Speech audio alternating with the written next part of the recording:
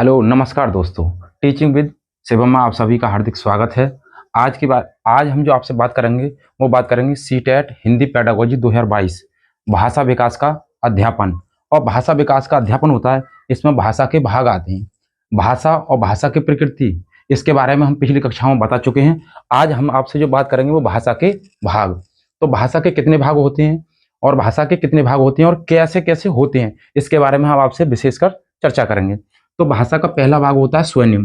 भाषा का पहला भाग क्या होता है? स्वनिम। स्वनिम की बात करें तो भाषा की सबसे छोटी इकाई है। भाषा की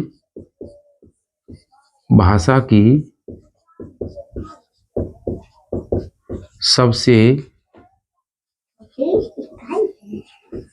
छोटी इकाई है। तो स्वनिम भाषा की सबसे छोटी इकाई है। स्वनिम के अंदर आते कौन कौन है? तो स्वर। कौन आते हैं? स्वर। छोटा आ है, बड़ा आ है, छोटी ई है, बड़ी ई है, छोटा ऊ है, बड़ा ऊ है। इनका अपने आप में कोई भी अर्थ नहीं होता है। स्वर आते हैं, छोटा बड़ा, छोटी बड़ी, छोटा ऊ बड़ा ऊ। इनमें ये किसी शब्द में जब लग जाए तो उसका अर्थ बदल जाता है, लेकिन इनका वास्तव में कोई अर्थ नहीं होता। तो स्वनिम का इसका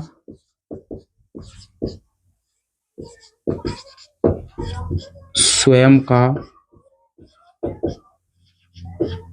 अर्थ नहीं होता है। इसका स्वयं का अर्थ नहीं होता है, बल्कि किसी शब्द में जब जुड़ जाए तो उसका अर्थ बन जाता है और उसका अर्थ बदल जाता है। भाषा का दूसरा भाग अगर हम बात करें तो भाषा का जो दूसरा भाग होता है वो होता है स्वनिम। स्वनिम के बाद आता है रूपिम। कौन सा आता है? रूपिम। रूपिम। रूपिम क्या होता है? अर्थ के आधार पर भाषा की सबसे छोटी इकाई। अर्थ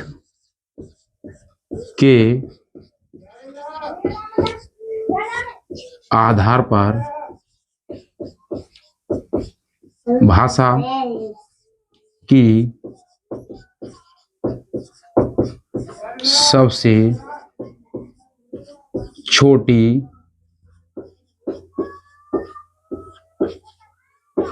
इकाई है।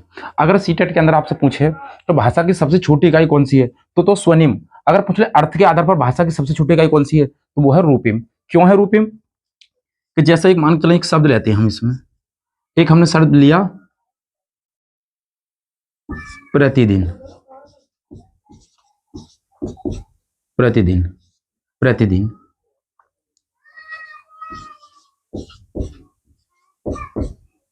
कमला। अर्थ के आधार पर जिसे प्रति और दिन, इसमें ई लगा हुआ है, ई लगा हुआ है। तो स्वनिम से मिलकर स्वनिम की सहायता से जो शब्द बनते हैं वो क्या कहलाते हैं? वो रूपिम कहलाते हैं। क्या कहलाते हैं? रूपिम कहलाते हैं। तो इसमें अर्थ के आधार पर भाषा की सबसे छोटी इकाई क्या कहलाती है? रूपिम। और स्वनिम क्या होती है? छोटा है, बड़ा है, छोटी, बड़ा, जितने भी स्वर आते हैं वो कहलाती है स्वनिम। भाषा का अगर तीसरा भाग बात करें हम तो वो होता है अर्थविन्यास।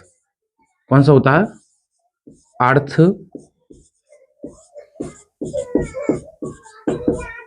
विन्यास। कौन सा होता है?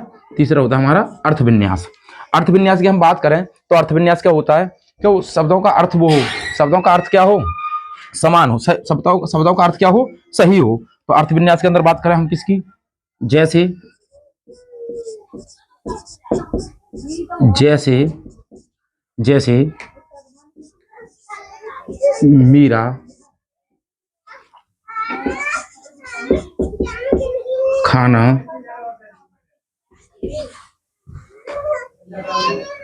मीरा खाना खाती है। मीरा खाना खाती है। अर्थविन्यास की बात करें तो क्या होती है? जैसे मीरा खाना खाती है, तो ये तो सही है, बिल्कुल ये सही है। अगर इसकी बात करें हम दूसरे, मीरा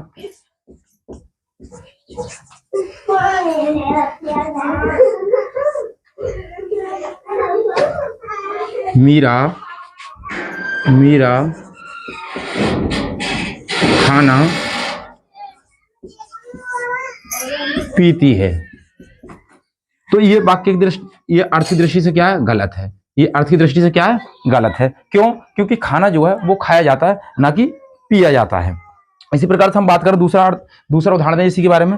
जैसे बात करें, मैं कह दूं कि मीरा चाय पीती है, तो ये तो क्या है, अर्थ की दृष्टि से ठीक है। लेकिन अगर मैं वहीं कह दूं कि मीरा चाय खाती है, तो ये अर्थ विन्यास की दृष्टि से क्या है, गलत है।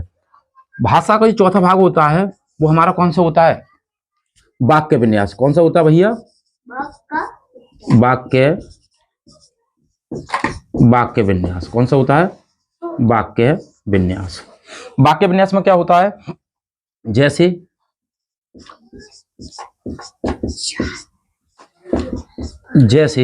वाक्य विन्यास में क्या होता है, जैसे राजू रोज स्कूल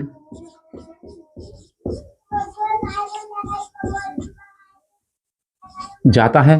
तो ये वाक्य सही है, क्योंकि कर्ता और क्रिया और कर्म के अनुसार लिखा हुआ है।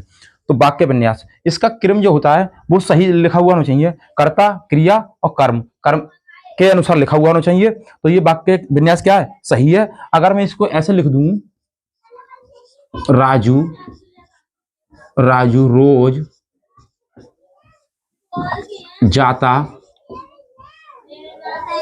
है स्कूल, तो ये वाक्य विन्यास क्या है, गलत है। क्योंकि इसका जो क्रम है वो सही लिखा हुआ नहीं है, कर्ता, क्रिया और कर्म के अनुसार लिखा हुआ नहीं है। तो ये वाक्य विन्यास की दृष्टि से क्या, गलत है। और राजू रोज स्कूल जाता है, ये वाक्य विन्यास की दृष्टि से क्या है, ठीक है, बिल्कुल। तो आज हमने बात करी भाषा के भाग। भाषा के भाग होते हैं हमारे 4, स्वनिम, रूपिम, अर्थविन्यास और वाक्य विन्यास। स्वनिम के अंदर क्या होते हैं, बच्चा जब छोटा होता है तो छोटा बड़ा, छोटी बड़ी सीखता है, तो ये इनमें स्वयं का अर्थ नहीं होता है, बल्कि ये किसी में अगर लग जाए तो उसका अर्थ क्या हो जाता है, बदल जाता है। तो उसे कहते हैं रूपिम। तो रूपिम अर्थ के आधार पर भाषा की सबसे छोटी इकाई है, तो वो क्या है, रूपिम। तो अगर किसी भी वाक्य में स्वनिम के लिए हम लगा दें तो वो क्या कहलाती है भैया, रूपिम कहलाती है। क्या कहलाती है, रूपिम। अगर बात करें हम अर्थविन्यास की, तो अर्थविन्यास क्या होता है, जैसे वाक्य का सीक्वेंस सही लगा हुआ हो लेकिन उसका अर्थ अलग हो, तो वो क्या कहलाता है, अर्थविन्यास। जैसे मीरा खाना खाती है, ये वाक्य ठीक है बिल्कुल, क्योंकि खाना खाया जाता है। अगर मैं इसको गलत कह दूं कि मीरा खाना पीती है, तो खाना पिया नहीं बल्कि खाया जाता है। अगर बात करें वाक्य विन्यास, तो वाक्य विन्यास का मतलब क्या होता है, जैसे कर्ता और क्रिया और कर्म के अनुसार लिखा हुआ हो वाक्य बिल्कुल क्रम में, तो उसे कहते हैं वाक्य विन्यास सही है। अगर मैं लिख दूं जैसे राजू रोज स्कूल जाता है, तो ये वाक्य विन्यास की दृष्टि से क्या है, बिल्कुल सही वाक्य है। अगर मैं इसको गलत लिख दूं कि राजू रोज जाता है स्कूल, तो ये वाक्य विन्यास की दृष्टि से क्या है, ये वाक्य गलत है। ठीक है, तो आज हमने बात करी भाषा विकास का जो अध्यापन था, इसमें भाषा के भाग बताए। उम्मीद करता हूं मैं आप सभी के लिए समझ में आप सभी को अच्छा लगा होगा। ऑल द बेस्ट, थैंक्स, जय हिंद, जय भारत।